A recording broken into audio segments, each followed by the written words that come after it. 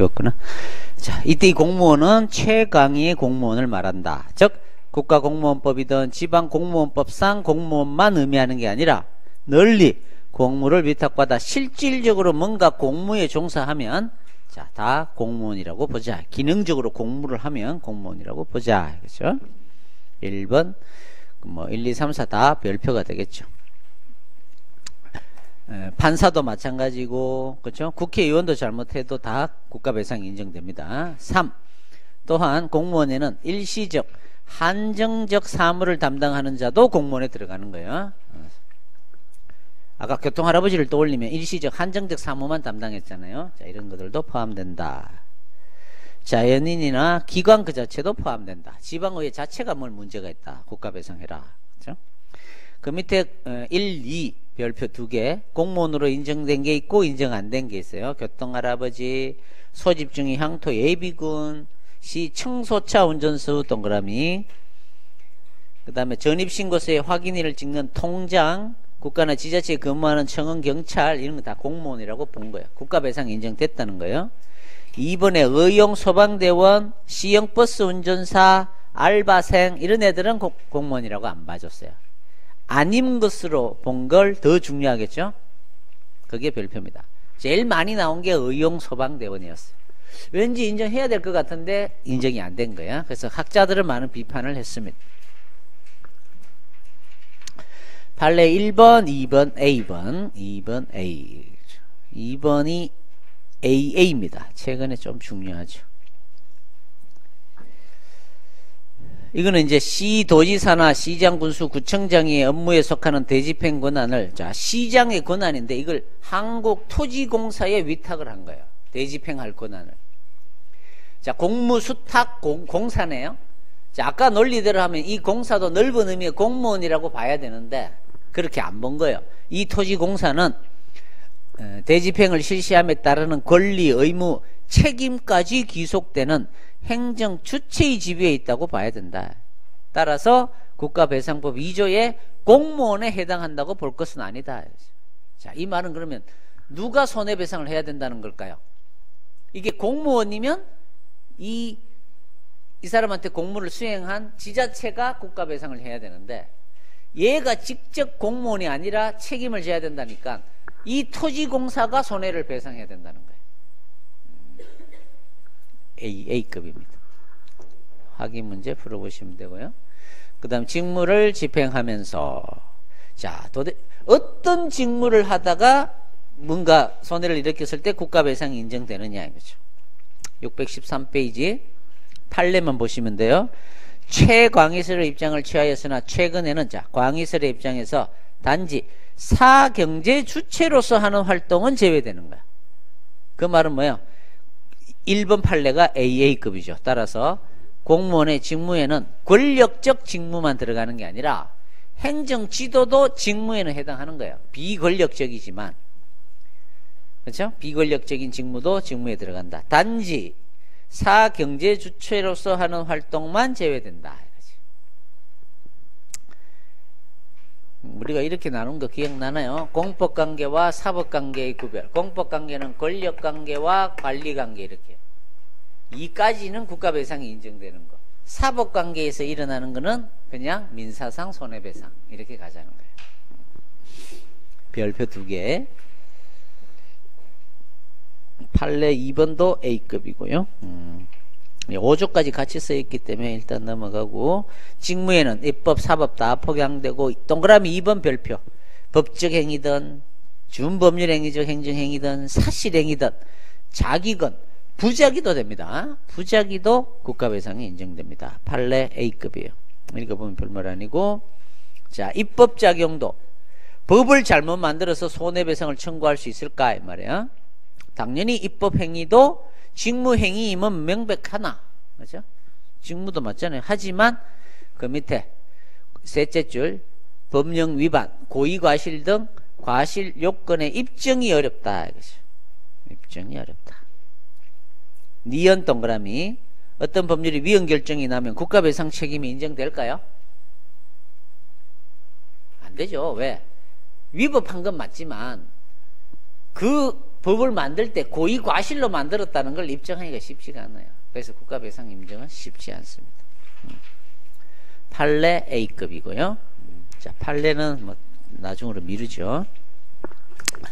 사법작용, 법관이 재판을 잘못했을 때 국가배상이 인정될 거냐 이거죠.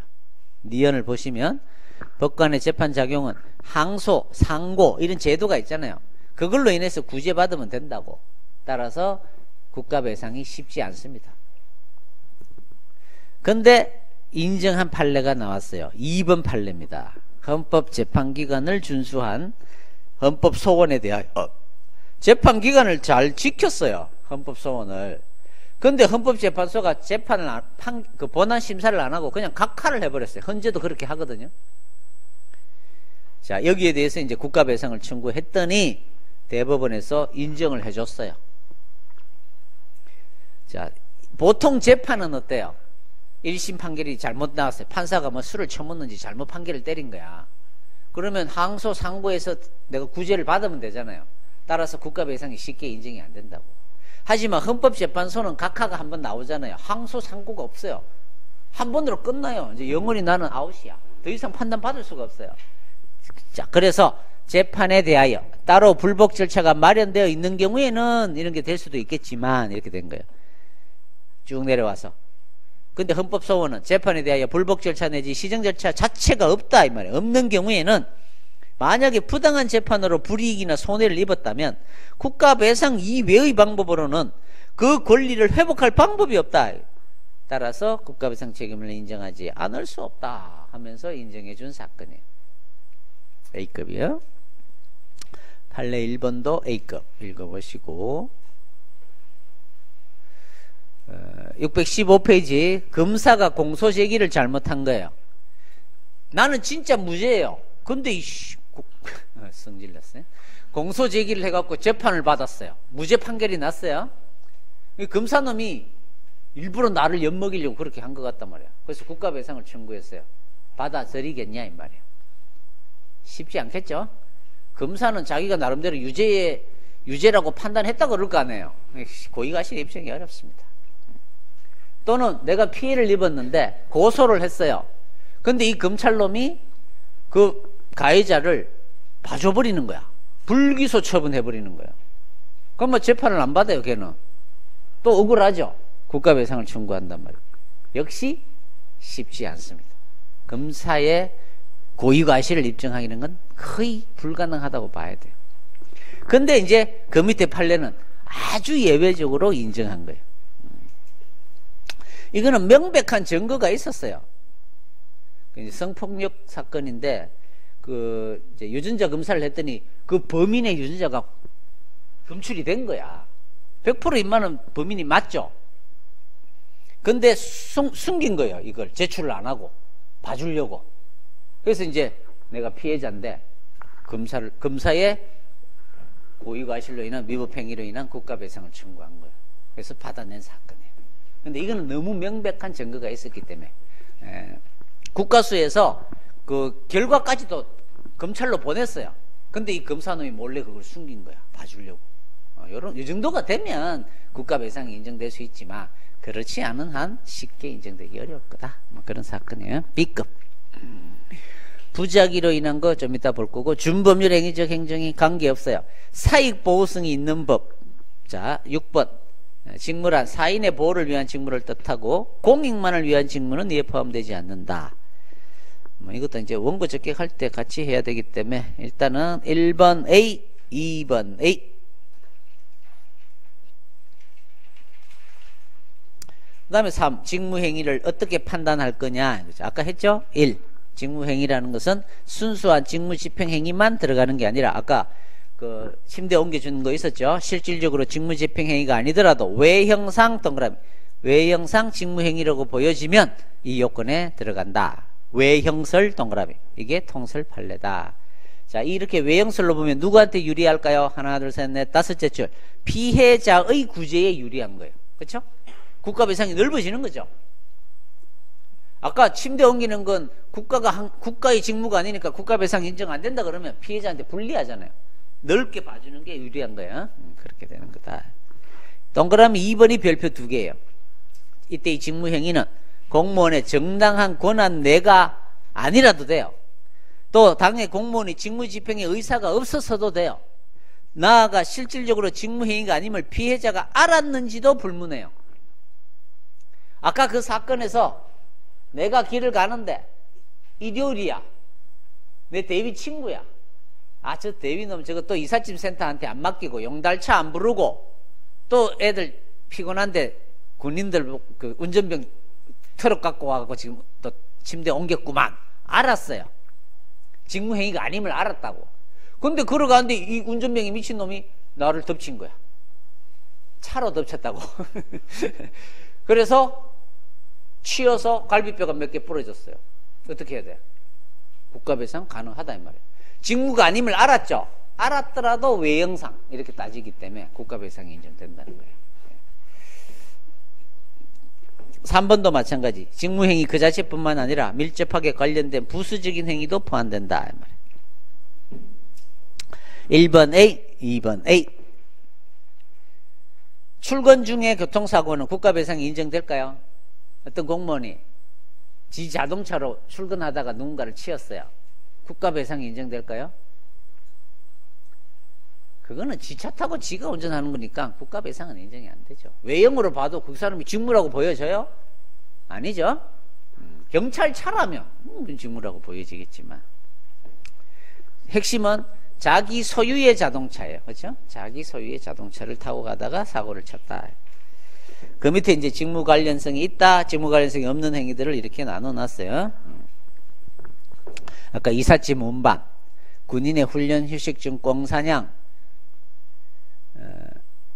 두 번째 직무행위와 관련성이 없는 경우에 둘째 줄 보세요. 군인의 휴식 중 비둘기 사냥. 꽁사냥은 직무하고 관련이 있다 그러고 비둘기는 평화의 상징이니까 직무 관련성이 없나요? 사건이 다르겠죠. 그렇죠? 꽁은 되고 비둘기는 안 돼. 외워야 되나요? 이런 문제는 안 내요. 그러니까 몰라도 돼요. 그 다음에 이제 줄 쳐놓은 것들 나머지는 조금 기억을 해둬야 되는 것들이에요. 일단 별표 2개예요.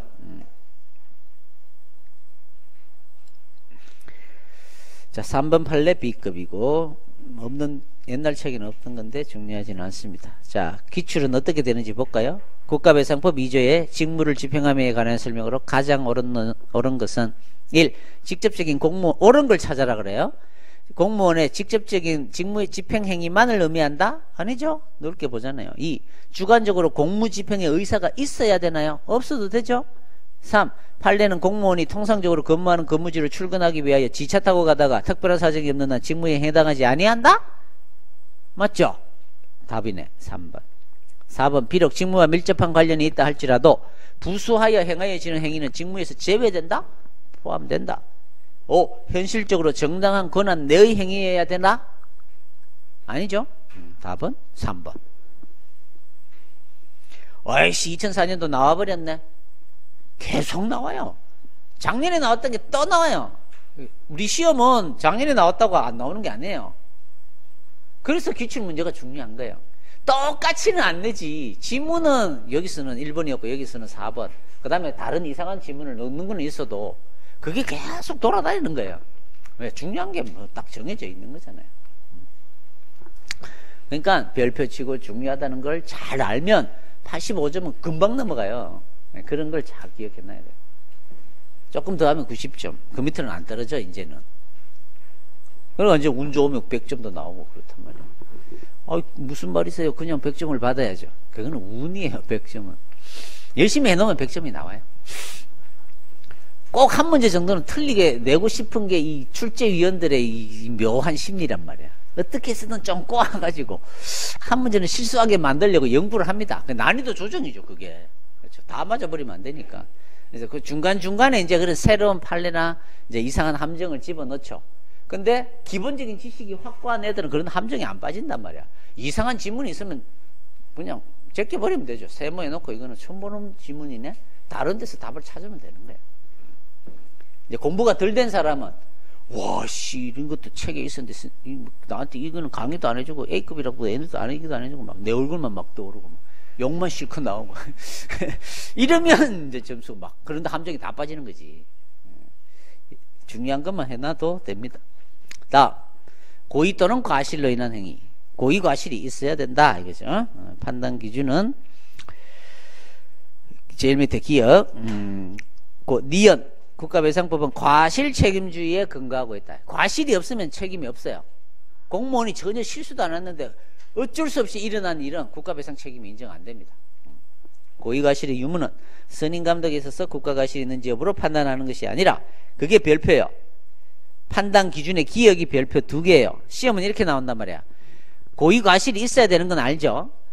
이때 이 고의과실은 국가가 지금 배상을 해주는 거니까 공무원의 선임감독에 있어서의 국가의 과실이 있는지 여부로 판단한다. 이렇게 낸다고. 그게 아니에요. 국가의 과실을 따지는 게 아니라 공무원한테 고의과실이 있는지를 따지는 거예요. 자, 그래서 그게 별표 2개가 됩니다. 함정에 많이 빠져요. 따라서 618페이지 니은 국가의 선임감독상의 과실이 없더라도, 국가는 과실이 없더라도 무조건 책임을 져야 돼요. 아까 고의과실이 있어야 된다며. 그거는 공무원한테 고의과실이 있어야 된다는 뜻. 자, 그래서 기억, 니은, 디귿 다 별표예요. 자, 디귿은 이제 민법하고 좀 달라요. 아까 이런 말을 했어요, 제가. 회사는 아까 종업원들한테 선임감독상의 주의를 잘 하면 벌금 안 받는다 그랬죠. 비슷한 논리예요. 어떤 회사가 있는데 국가가 있어요. 회사야, 국가야, 여기 종업원이 있어요. 여기 일하는 공무원이 있어요. 이놈이 오토바이 타고 배달을 하다가 누군가를 치었어요. 이 운전병이 훈련 나가다가 누군가를 치었어요. 비슷하죠? 자, 이럴 때는 이 피해자는 이 종업원한테 손해배상을 청구해도 되고요. 회사한테 손해배상을 청구해도 돼요. 종업원이니까. 단 회사는 책임을 면할 수가 있어요. 어떻게? 종업원에게 선임감독상의 주의 의무를 다했다는 걸 입증을 하면 면책됩니다. 내가 문책임 있는데 이렇게 하면 돼요. 내가 오늘도 이 오토바이 배달 나가는 놈한테 양손으로 꼭 잡고 운전해라, 이렇게 지그재그로 운전하지 마라, 신신당부를 했어요. 그런데도 요놈이 까불다가 사고를 친 거야. 나는 주의 의무를 다했단 말이야. 교육 일지도 다 써놨어요. 그러면 나는 면책된다 이 말이야. 자, 그러면 공무원 이 운전병한테 맨달 운전병 수칙 교육하겠죠. 하지만 국가는 이런 조항이 없어요. 무조건 책임이에요. 그게 여기 있는 얘기. 민법 756조 상의 사용자의 배상 책임의 경우와는 다르단 말이야. 회사는, 사용자는 면책 규정이 있어요. 하지만 국가는 무조건 책임이에요. 다르다 이 말이에요. 그래서 이것도 민법을 모르지만 시험에 나옵니다. 판례 B급이고요. 과실은 점점 객관화하려고 노력하고 있어요. 과실이 뭐예요, 여러분? 그 놈의 주의 의무 위반을 봐야 돼요. 그렇게 보면 다 그 공무원 한 사람을 들여다봤을 때 이 사람한테 과실이 있었는지 없는지 판단하기가 진짜 어려워요. 자, 아까 운전병 잠깐 졸았다 그랬죠. 그 사람이 졸았다는 걸 입증할 수 있어요, 여러분? 피해자인데. 운전병 뭐라 그럴 거예요? 나는 안 졸았다 그럴 거 아니에요. 나는 제때 브레이크를 밟았다 이렇게 얘기를 할 거 아니에요. 그쵸? 걔가 갑자기 뛰어들었다고 주장할 거 아니에요. 어떻게 입증할래요? 쉽지 않다 이 말이에요. 그 놈의 과실은. 그리고 그 말은, 이 운전병은 진짜 눈이 나빠요. 그래서 엄청 주의를 해서 운전을 했어요. 그래서 뭔가 싹 보이길래 브레이크를 밟은 거야. 이 사람한테 과실이 있나요 지금? 엄청 열심히 운전했잖아요. 근데 치웠어요. 이걸 그러면 주관적으로 보면 이 사람은 과실이 없는 거잖아. 그 한 사람을 보면. 따라서 국가배상 인정이 안 된단 말이야. 그래서 어떻게 하자? 과실을 객관적으로 좀 보자 이 말이야. 그래서 그 놈의 과실을 보는 게 아니라 평균적 공무원이었다면 그랬을까를 보는 거야. 그냥 일반적인 눈이 덜 나쁜 평균적인 운전병들이 그 정도에서 봤을까? 그 지나가는 사람을 봤겠죠. 따라서 그 공무원한테는 과실이 있다고 판단하자 이 말이야. 이게 과실의 한 단계 조금 나간 객관화 경향이에요. 자, 역시 과실을 조금 객관적으로 보면 쉽게 과실을 인정할 수가 있죠. 역시 누구한테 유리해요? 피해자한테 유리하죠. 그래서 셋째 줄 끝에 피해자에 대한 권리구제를 용이하게 해준다. 그게 별표예요. 근데 이런 거는 취지를 묻는 건데 아직도 역시 시험에 잘 안 내. 이런 게 중요한데. 그렇죠? 그런 게 과실의 객관화 경향입니다. 자, 원래 고의과실은 원고가 다 입증해야 돼요, 여러분. 아까 지웠지만 2조, 5조 있었잖아요. 이 2조에 따라 국가배상을 청구하려면 이 피해자가 그 놈은 공무원이었고요, 직무와 관련되고요, 위법하잖아요, 고의과실이 있었어요, 이런 걸 다 얘가 입증을 해야 돼요. 얘가 입증을 못하면 국가배상 부정이에요. 쉽지 않단 말이에요. 그래요. 국가배상 인정이. 손해 발생했고요, 이런 걸 원고가 입증해야 된다 이 말이에요. 원고에게 있다. 원고 동그라미. 최근에 뭐 이런 추정의 법리 같은 게 있지만 아직은 부족합니다. 근데 넷째 줄, 다섯째 줄, 국가배상은 아닌데 전혀 다른 얘기인데 개인정보보호법에 어제 배웠어요. 손해를 입으면 개인정보 처리자가 이번에는 반대로 고의과실이 없음을 입증하지 않으면 책임을 면할 수 없다. 아까 했죠? 어제 했죠? 아침에 했나? 아침에 했네. 어제 더 아침이다. 그래서 이게 시험에 중요한 거였다 이 말이에요. 여기 작년인가 나왔거든요. 이제 기출이 되니까 책에 살짝 집어넣은 거 아닙니까? 아니에요, 이거는. 제가 한 5년 전부터 넣어놓은, 여기 관계도 없지만 중요하기 때문에 넣어놓은 거예요. 작년에야 시험에 나왔어.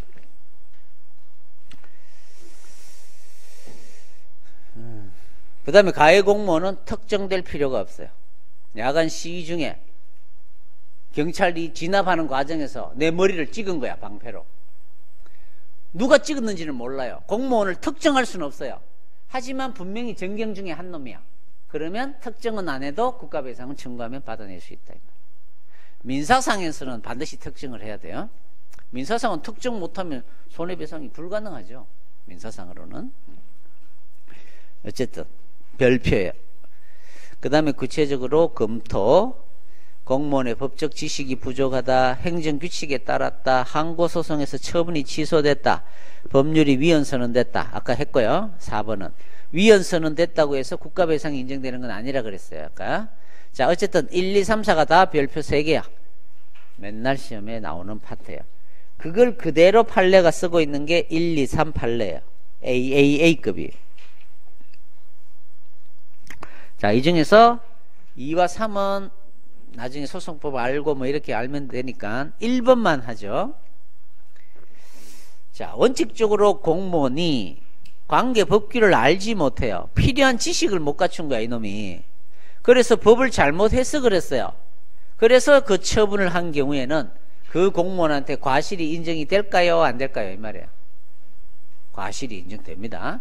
공무원은 기본적인 법규 해석 능력이 있어야 돼요. 그걸 해석을 잘못하면 과실이에요. 국가배상 인정이에요. 근데 니은 다만 어떤 관계법령에 대한 해석이 워낙 복잡하고 어려워요. 복잡 미묘하여 워낙 어려워요. 아리까리하단 말이에요. 해석이 분분해요. 이에 대한 학설과 판례가 하나로 통일되어 있지 않아요. 이럴 경우에는 예외적으로 과실을 부정하는 경우는 있지만 일반적으로 공무원이 법을 잘못 해석해서, 그렇죠? 나는 행정법을 공부를 안 하고 수학으로 공무원이 됐기 때문에 나는 잘 모른다, 뭐 이러면 과실 인정이에요. 무조건 국가배상 인정이에요. 자, 그게 시험에 많이 나왔다. 1, 2, 3 AAA. 그 다음에 법령에 위반한 행위. 법을 위반해야 돼요, 여러분. 위법성 일반. 첫째 줄 끝에 그것은 반드시 엄격한 의미의 법령 위반만을 의미하는 건 아니고 인권 존중, 신의 성실 등 이런 원칙도 포함되고 어떤 행위가 객관적으로 부당함을 의미한다. 좀 넓게 보겠다는 거예요. 위법을 조금 넓게 보는구나, 그 정도만 그냥 받으면 되고, 실제 판단은 이번에 구체적 검토는 기억, 니은, 디귿 역시 별표. 행정규칙을 위반하면 위법인가요? 오랜만에 배웠네. 오랜만에 나왔어요. 행정입법 배울 때 법규 명령을 위반하면 뭐예요? 위법. 행정규칙을 위반은 그건 하나의 공무원의 기준에 불과하니까 바로 위법이 아니라 그랬잖아요. 역시 위법이 아니다. 재량행위는 단순히 그르치면 위법 아니죠. 일탈 남용이 있으면 위법이죠. 그렇게 하는 거예요. 기억, 니은, 디귿, 동그라미. 양가로 2번은 그야말로 참고예요. 결과불법설, 행위불법설, 상대적 위법성설 몰라도 됩니다. 그 밑에 판례 C급이고요. 부작위의 위법성. 아무런 짓을 안 했는데 언제 위법하게 되느냐 이거죠. 어떤 자기 의무가 있는데도 안 해서 안 하면 위법이죠. 반드시 했어야 되는데 안 하면 위법이 되는 거예요. 그게 자기 의무의 인정 여부. 자기 의무가 있는데 안 하면 위법이 됩니다. 자, 그러면 니은이 중요한데 일정한 경우에는 공무원의 자기 의무가 법령에 명시적으로 규정되어 있지 않은 경우에도 자기 의무를 인정할 수 있다는 거죠. 시험은 이렇게 나오겠죠. 국가배상법상에 공무원의 자기 의무는 법령에 명시적으로 규정되어 있는 경우에 하나여 인정된다? X다 이 말이에요. 자, 기억이 나는지 모르겠는데 김신조 사건 기억이 나나요? 어디서 배웠냐면 공권을 배울 때 무하자 재량행사 청구권, 이 재량이 0으로 수축될 때는 아무리 재량이라도 국민의 생명 신체에 중대한 위험을 가할 때는 반드시 개입을 해야 된다. 띠토 판결 뭐 이런 얘기 할 때 김신조 사건 얘기를 했어요. 우리 경찰관 직무집행법에는 경찰관은 직권을 발동할 수 있다 이렇게 돼 있어요. 발동하여야 한다. 법령에 명시적으로 의무로 안 돼 있다고. 근데 무장공비가 침투해서 지금 대치 중이야. 그래서 그 청년이 신고를 했는데도 출동을 안 해서 몇 명이 죽어버렸어요. 자, 국가배상을 인정해야 되잖아요. 청구를 했어요. 자, 자기 의무가 없었다 그런 거야. 국가는 국가배상을 인정하기 안 하려고. 하지만 뭐야? 법령의 명시적인 의무 규정은 없었지만 해석상 재량이 0으로 수축되는 상황이었기 때문에 그때는 발동할 의무가 있었다 이렇게 되는 거야. 조리상, 해석상 자기 의무를 인정하여 부작위로 인한 국가배상 책임을 인정한 판례가 그거예요. 김신조 사건. 1번 A, 2번 A, 3번 B, 4번 A. 4번 볼까요? 형식적 의미의 법령에 근거가 있어야만 되는 게 아니라 형식적인 법령에는 근거가 없더라도 관련 공무원에 대하여 그러한 위험을 배제할 자기 의무를 인정할 수 있을 것이다. 해석상 이런 의무를 인정할 수 있다 그랬죠? 똑같은 말을 하고 있잖아요.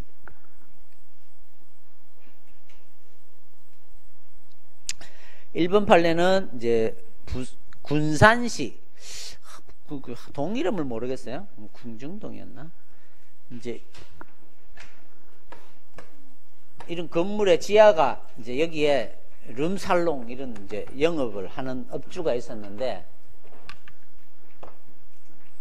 자, 얘들이 지하에서 이제 여성 종업원들이 있었는데 밤에 영업하고 낮에는 도망을 못 가게 이 비상구에 철문을 이렇게 잠궈 놓은 거예요. 못 나가게. 근데 아침에 낮에 화재가 난 거야. 그러니까 이 사람들이 빠져나올 수가 없죠. 그래서 한 6명이 죽었어요. 사망을 했어요. 자, 유족들이 억울하죠. 국가배상을 청구한 사건이에요. 이 업주가 공무원이에요? 아니죠. 업주한테 손해배상을 청구해야 되는데 업주는 돈이 없어요. 어떻게 해야 돼? 돈 제일 많은 게 국가지자체잖아요. 자, 공무원이 영업한 게 아니죠. 하지만 공무원의 부작위를 이유로 국가배상을 청구한 거예요.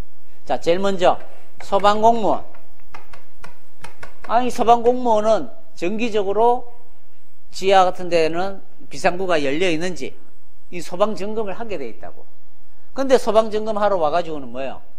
그냥 소방필정 끊어주고 술이나 얻어 처먹고 그냥 필정 끊어줘 버리고 제대로 검사를 안 한 거야. 그러니까 비상구가 잠겨져 있었고 비상구도 좁았고 탈출을 못해서 죽었잖아요. 부작위로 인한 국가배상을 인정한 사건이에요. 서방 공무원의 부작위. 제대로 검사를 했었으면 비상구를 열어놨을 거고 확보를 해뒀을 거고 불이 났더라도 도망갈 수 있었겠죠. 따라서 서방 공무원의 부작위로 인한 국가배상이 인정된 사건이에요.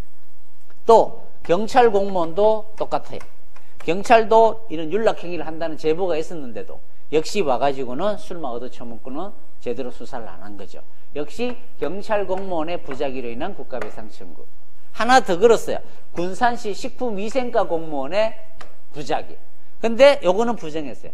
식품위생과는 이제 식품위생 불량 단속 이런 단속이거든.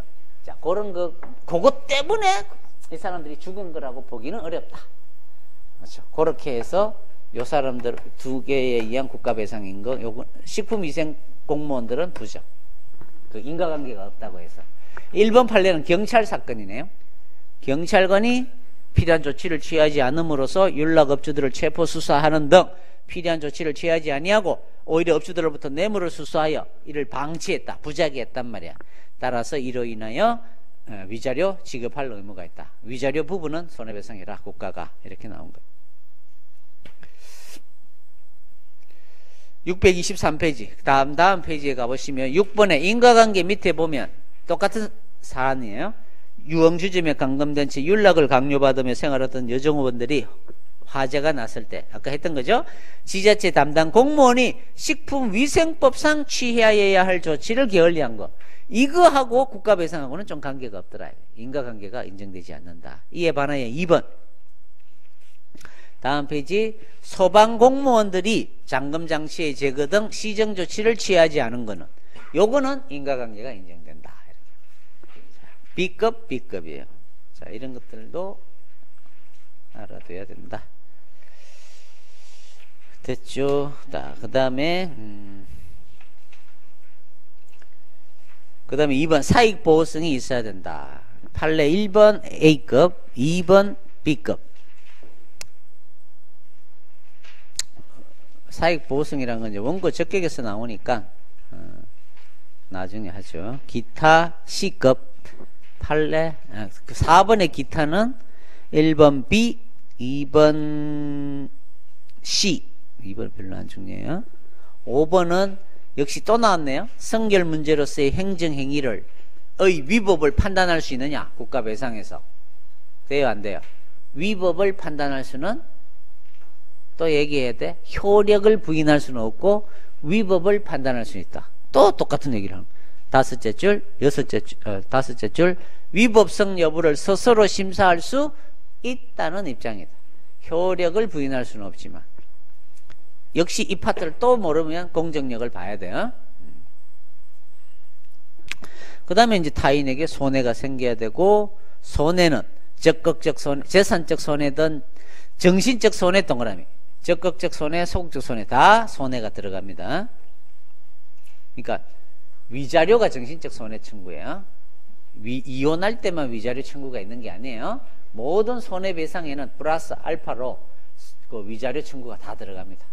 내가 다쳤어요. 위자료 얼마 알파 이래갖고 다 청구를 하게 돼 있습니다. 그 다음에는 뭐 인과관계가 있어야 될 것이다. 7번 이제 마지막 형사책임과 국가배상 책임. 경찰관이 범인을 제압하는 과정에서 총기를 사용하여 범인을 사망에 이르게 한 사건이에요. 이 경찰관이 내가 그 범인의 유족이야. 나쁜 짓은 했죠. 하지만 굳이 총을 안 사도 됐을 것 같은데 총을 사갖고 죽어버렸단 말이야. 빵 하나 훔치다가. 억울하죠. 사람이 죽었는데. 그래서 국가배상을 청구한 거예요. 근데 이 경찰관은 이제 직권남용죄죠. 경찰관 총기 사용 잘못했다고 해서 이제 기소가 돼가지고 직권남용죄로는 무죄 판결이 났어요. 처벌은 안 받았단 말이야. 그러면 당연히 국가배상도 부정되냐 이 말이에요.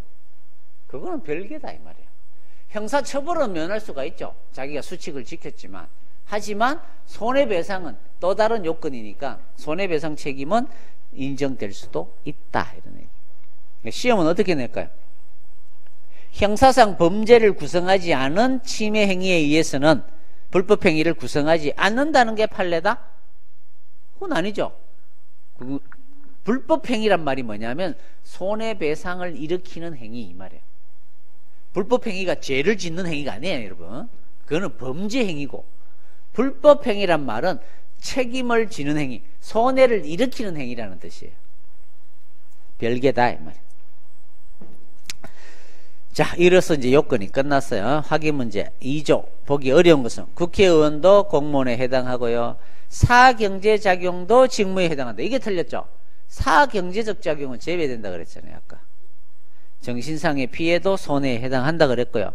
일반 원칙도 법령 위반할 때 위반에 들어가겠죠.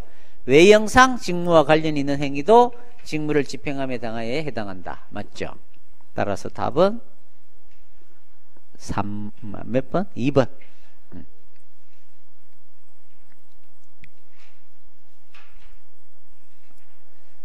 됐고, 자, 그 다음에 이제 배상 청구권자는 국민, 당연히 국민이 청구하면 되고요. 외국인은 아까 상호보정이라 그랬죠. 상호보정. 자, 이중배상 배제 규정이라는 게 있습니다. 이건 뭐냐면, 앞으로 가볼까요? 또 어디까지 가라고 빨리. 공무원의 위법한 직무행위로 인한 손배책임 그 조문, 2조 조문. 페이지. 거기 조문 2조. 자, 아까 읽었던 거 이어서 넷째 줄에 다만 있죠. 다만 보여요? 다만 뭐라고 돼 있어요? 군인, 군무원, 경찰 공무원 또는 향토 예비군 대원이, 좀 뭔가 좀 총하고 갖고 뭐 그런 관련 있는 놈들이네. 얘들이 전투훈련 등 직무집행과 관련하여 직무집행하다가 전사했어요, 순직했어요, 공상을 입었어요. 이런 경우에는 본인 또는 그 유족이 다른 법령 규정에 의하여 재해보상금, 유족연금, 상위연금 등의 명목으로 보상금을 지급받을 수 있을 거예요. 자, 이런 돈이 나올 때에는 이 법이나 민법에 의한 손해배상을 청구할 수 없다. 그 돈만 받고 끝. 따로 손해배상 청구하지 마라 니네는. 이게 헌법에도 있고 여기에도 있는 거예요. 이게 연금이 나오니까 또 청구하지 마라 이거죠. 이중배상 배제 규정이라 그래요. 근데 이거는 위헌성이 너무 커요. 그래서 실제 박정희 정부 때 이게 위헌 결정이 났었어요. 국가배상법에 있던 게. 그러니까 이제 박정희는 어땠냐면, 이씨, 누가 감히, 응? 내가 이런 조항을 두라 그랬는데 감히 위헌 결정을 때려 헌법에다 넣어버려 이렇게. 그래서 헌법 조문에 들어가게 됩니다. 그래서 지금도 아직 살아있는 거예요. 그러니까 얼마나 위헌적인 법률인데도, 조항인데도 이 헌법 개정은 쉽지가 않아요. 국민투표도 거쳐야 되고, 그렇죠? 쉽지 않습니다. 이런 위헌적인 법률도 아직 조항도 여전히 살아있다 이 말이에요. 위헌적이지만 헌법에 있기 때문에 위헌이란 말을 못해요. 헌법에 위반된다는 말은 못한다고. 헌법은 개정해야 돼요. 그래서 합헌 결정이 난 거야. 그래서 자, 이런 사람들은 이제 그 연금이 근데 얼마 안 나온다고. 향토 예비군 대원이 의사인 사람들도 있고요, 연봉이 한 10억, 뭐 2억 이런 사람들도 향토 예비군 동원훈련 들어가야 돼요. 동원훈련 갔는데 어떤 미친놈이 수류탄을 까가지고는 그만큼 안전수칙을 하려는데 앞으로 던져야 되는데 이익 하면서 뒤로 던져버린 거야. 뒤에 있던 예비군들이 한 10명이 죽어버렸어요. 자, 어떻게 해야 돼? 공무원이죠. 향토 예비군 대원. 그렇죠? 넓은 의미의 공무원. 국가배상을 청구해야 될 거 아니에요. 자, 이 사람이 이제 30 갓 된 사람이야. 연봉 10억씩 받고 있는 사람이야. 그럼 손해배상을 어떻게 계산하냐면, 이 사람 이 직무를 몇 살까지 할 수 있는지 한 60, 70까지 할 거 아니에요. 그때까지 연봉 10억씩 계산합니다. 얼마나 돈이 크겠어요. 그걸 계산해서 국가배상 청구하는 거예요. 엄청난 금액이죠. 하지만 청구할 수 없어요. 왜? 연금이 따로 나오거든요. 동원훈련 중에 사고가 나면 한 1억도 안 나와요. 1억 받고 끝나야 돼요. 나머지 손해배상을 청구를 할 수 없단 말이야. 이게 말이 되는 법률이냐 이 말이야. 자기가 입은 피해만큼 보상을 해줘야지. 그렇죠? 그러니까 말도 안 되는 법률이라고 그러는 거예요. 하지만 아직도 그대로 살아있는 법률이에요. 그래서 핵심은 기억이 제일 중요해요. 이중 배상이 안 되는 군인, 군무원, 경찰 공무원, 향표, 예비군 대원인데 판례는 전투 경찰은 그럼 어떻게 되느냐 이 말이야. 전투 경찰도 경찰 공무원으로 봐서 연금 받고 끝납니다. 따로 손해배상 안 돼요. 국가배상. 공익근무요원하고 논산훈련소는 갔는데 경비교도대원으로 빠지는 애들이 있어요. 교도소 지키는 애들. 7번 방에 선물 봤죠? 안 봤어요? 거기 가면 왜 그 마지막 풍선 그 기구 올라갈 때 그 기다리고 초소에 서 있는 애들 있잖아. 걔들이 훈련 중에 죽었다 이 말이야. 다쳤다 이 말이야. 연금 나와요. 하지만 걔들은 손해배상을 따로 또 청구할 수도 있어요. 더 피해가 크면. 그러니까 뭐요? 뺑이 치는 전투경찰은 이중배상이 안 돼요. 졸라 편한 열라 편한 사투리가 예쁜 말이 안 나오네. 공익근무요원하고 경비교도대원은 안 돼요. 이렇게 외워놔야 돼. 별표 2개요.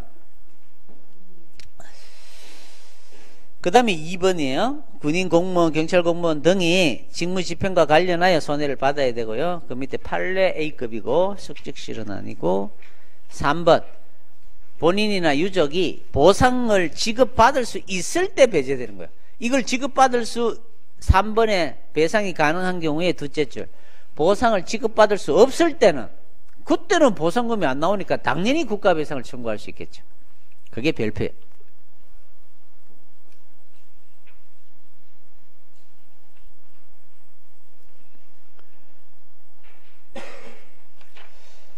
자, 그 다음에는 이제 배상 책임자는 누구냐? 아까 다 했어요. 국가와 지자체가 배상 책임을 지는 자예요.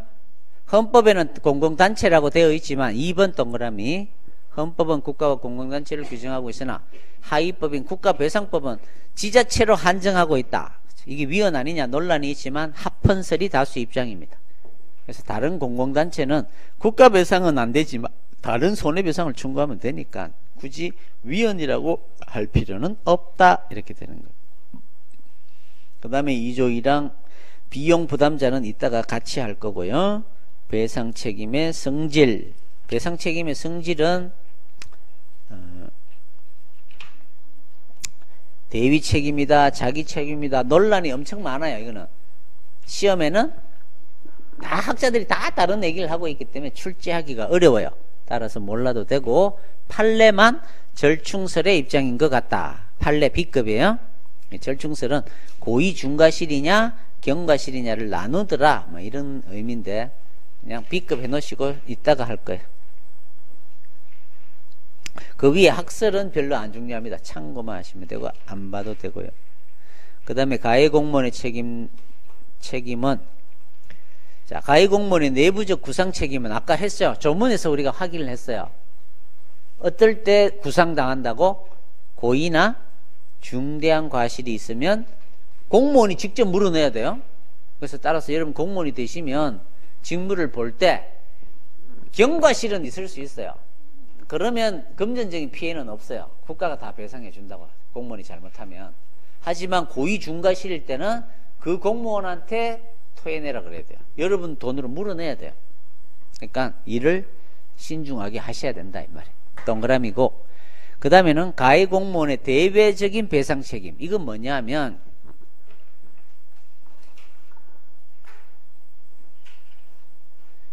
이 공무원이 아까 군인 운전병이었죠. 운전을 하다가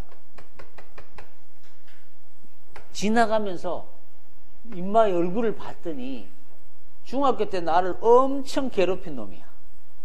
인마가. 그래서 순간적으로 뭐야? 엑셀에다가 발이 겁만 주려고 붕 하면서 싹 지나가려고 깜짝 놀라게 만들려고 붕 했는데 치워버렸어요. 죽어버렸어. 고의로 죽였어요? 과실로 죽였어요? 과실이죠. 과실이 있는 거죠. 이럴 때 자, 이 피해자가 당연히 국가배상 청구 가능하잖아요. 그렇죠? 공무원이 직무상 아까 외형으로 보니까 군용 트럭이니까 고의가 과실도 있죠. 손해 생겼어요. 당연히 가능합니다. 근데 이 피해자는 이 운전병을 봤더니 아는 놈이야. 이 사람의 와이프도 동창들이야. 이 놈이 고의로 죽였을 것 같아. 어릴 때 중학교 때 사이가 엄청 안 좋았거든. 그래서 임마한테 어떻게든 괴롭히고 싶은 거야. 그래서 임마한테 손해배상을 청구할 수는 없겠냐 이 말이야. 국가한테 하지 말고 공무원한테 손해배상을 청구할 수는 없겠냐 이 말이야. 공무원이 직접 대외적으로 피해자한테 대외적인 책임을 지는 건 아닐까 이 말이야. 이거는 조문이 말을 해주고 있지 않아요. 그래서 학설은 판례는 처음에 70년대는 책임 있다 그랬어요. 이렇게 하면 임마가 물어줘야 된다 그랬어요. 그 이후에 그렇게 했더니 공무원들이 일을 제대로 안 하는 거야. 복지부동. 왜? 괜히 나섰다가 피해를 주면 공무원한테 바로 손해배상이 들어오니까 공무원이 쉽게 일을 안 하려고 하는 거야. 그러니까 이것도 문제더라. 그래서 지금은 어떻게 바뀌었냐면 고의 중과 실일 때 토해내야 되죠. 아까 그랬잖아요. 경과 실일 때는 안 토해내고 그걸로 가는 거야. 고의 중과 실일 때는 바로 청구할 수 있어요. 경과 실일 때는 얘한테는 안 돼요. 이게 지금 현재의 판례야. 암기해 놓으면 돼요. 그게 선택적 청구예요.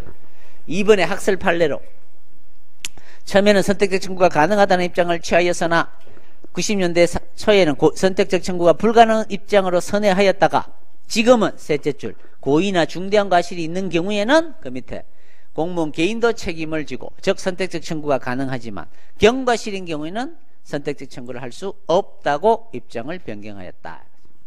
고의 중과실이면 가능, 경과실이면 안 가능. 됐죠? 별표 암기예요. 암기. 그 다음에 여러 명이 어떤 공무원을 치었을 때는 자, 종래 판례, 헌재 판례가 있는데 그 뒤에 판례 바로 위에 둘째 줄 민간인의 기책 비율에 따른 부담 부분에 한하여 배상 청구할 수 있을 뿐이다. 부담 부분에 한하여란 말을 동그라미 부담 부분에 한하여 전부 이러면 다 X고 부담 부분에 한하여만 책임을 진다. B급이 무슨 이런 강의가 다 있어요? 이 판례는 1시간이 걸려요. 설명하려면 나오지도 않은데 그렇죠? 설명을 하면 알아듣느냐? 못 알아들어요. 사법시험에도 잘 안 내. 워낙 어렵기 때문에 민법을 알아야 돼. 이거는 이걸 얘기를 하려면 지난번 전에는 다 강의를 했는데 모르더라면 해도 소용이 없더라. 지금은 그냥 부담 부분에 하나여 동그라미 넘어갑니다. 그냥 그런 말이 있으면 맞다 하시면 돼요. 맞는 판례를 한 번 나왔어요. 틀리게는 내기가 어려운 거야. 출제위원들도 어렵게 생각할 겁니다. 그 다음에 배상 범위 그 배상 기준의 성질의 기준액설 동그라미 한정액설 기준액설 뭐가 더 피해자한테 유리할까요? 그것만 보세요. 한정됐단 말이 뭐예요? 국가배상법에 이렇게 배상하라고 딱 정해놨는데 그게 한정액이면 그것만 받을 수 있잖아요. 기준액이라 그러면 더 입증하면 더 많이 받을 수도 있으니까 뭐가 더 유리한 거예요? 기준액설이 통설 판례가 되는 거야. 동그라미 정도예요. 그 다음에 4번 손해배상 청구권은 자 1번 피해자나 유족을 보호하기 위해서 생명, 신체 동그라미 생명, 신체가 침해돼서 발생하는 손배 청구권은 이걸 양도할 수 없어요. 압류를 못해요. 그런 조문이 있습니다. 4조에. 반대로 해석해 볼까요? 생명, 신체 말고 내 차가 부서졌어요. 재산권이 침해됐어요. 그런 국가배상 청구권은 반대로 해석하면 양도 압류가 가능하다는 거죠. 별표. 손해배상 청구권의 시효는 어떻게 될까요? 3년. 피해자나 가해자 및 손해를 안 날로부터 3년. 몰랐다면 몇 년? 국가한테 금전 채권이니까 무조건 몇 년? 5년. 이렇게 돼요. 3년, 5년. 시효할 때 이미 했어요. 앞에서. 3년, 5년 써놓으면 돼요. 6번 자동차 손해배상 책임은 민법 얘기라서 잘 안 내요. 근데 이제 그것만 보죠. 632페이지 정리만 봐요. 정리만. 공무원이 관용차를 운행하다가 사고가 났어요. 관용차 동그라미 쭉 내려와서 2번 공무원이 자기 소유 차량을 운행하다 사고가 났어요. 차가 누구 차냐만 보면 돼요. 자, 관용차면 자배법상의 책임은 국가가 지는 거야. 국가나 지자체가. 자기 소유 차량을 운전하다가는 자기가 지는 거야. 그래서 여러분들 자동차는 어떻게 하라 그래요? 마누라하고 자동차는 남한테 빌려주면 안 된다 그러잖아. 왜? 자기가 다 자배법상 책임을 지거든요. 그쵸? 그래서 어때요? 자동차 빌려주려면 여러분 어떻게 해야 돼? 보험, 책임보험 드는 거 그거예요. 자배법상 책임이. 그러면 하루에 한 2, 3일 하면 10,000원, 20,000원 정도밖에 안 해요. 그 보험을 들고 친구한테 혹시나 뭐 일주일 후에 친구가 차를 좀 빌려 아니면 같이 여행을 가게 됐어요. 내만 운전하는 게 피곤하잖아. 걔도 운전을 한두 번 해야 된단 말이야. 그러면 한 3일 정도 보험을 들면 돼요. 그러면 자배법상 책임을 내가 안 지고, 그렇죠? 그 친구가 질 수도 있는 거고 같이 지는 거야, 같이. 내가 무조건 친구가 운전했는데도 내가 무조건 져야 되거든. 자배법상 책임은 차 주기 때문에. 근데 이제 그 보험을 들면, 책임 보험을 들면 괜찮아요. 그래서 하여튼 자배법상 책임이란 말이 나오면 누구 차인지를 보는 거야. 관용차면 국가가, 지자체가 자배법상 책임을 진다. 내 차면 내가 진다 이 말. 내가 출장 가다가 내 차 타고 가다가 사고를 일으켰어요. 공무지만 내 차잖아요. 자배법상 책임은 내가 지는 거야. 그렇게 된다는 거죠. 자배법상을 책임은 민법에서 배우는 거니까 여러분들은 몰라도 돼요. 그냥 넘어갑니다.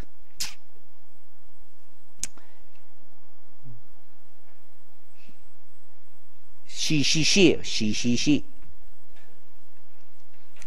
다음 3절 영조물의 설치 관리하자로 인한 손해배상. 자, 잠시 쉬었다가 이걸 하죠.